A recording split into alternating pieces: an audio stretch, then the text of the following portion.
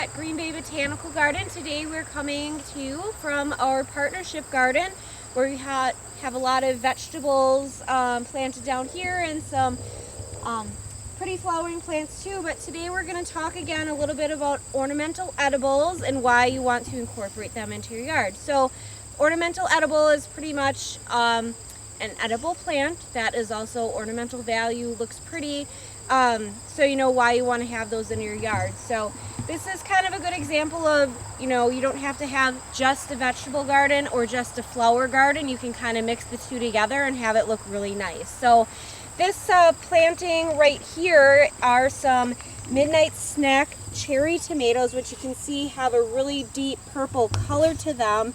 And then when they ripen, I picked a few of them here, they turn like this really pretty red color, and they're very, very sweet.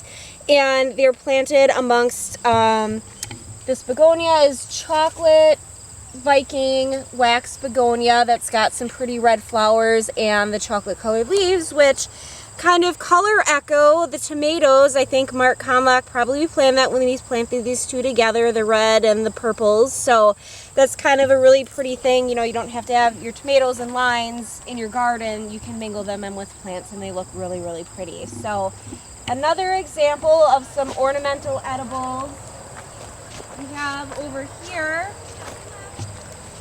We have this little bed right here of some kale. I believe this is Mars Landing kale, which we planted this earlier in the season and it was really green, but now that the cooler temperatures are coming around, it's really starting to color up really nicely. And that's mixed in with some Comanche giant leeks in here, which are a nice like blue color, different foliage texture and color. And then we also have some superhero spry marigolds below to kind of give a contrast of color. Marigolds are edible as well. Kale you can eat as well, and obviously leeks. So, mixing your vegetables with your flowers, is something that you can do in your home garden. Just because things are edible doesn't mean they can't be pretty, or they can be edible and you don't eat them, but you just grow them because of their ornamental value. So it's always nice to incorporate some of those into your yard. Kales and a lot of those really cool season crops are great because you can plant them earlier in the year, and then in the fall when the temperatures get cooler, they get really colorful again, and they can also handle a couple of frosts, so you don't have to worry about them kind of getting nipped by the frost the first couple that we get in the season. So those are just a few examples of things you can do at home to incorporate some ornamentals and edibles into your gardens and mix them together and have it look really nice.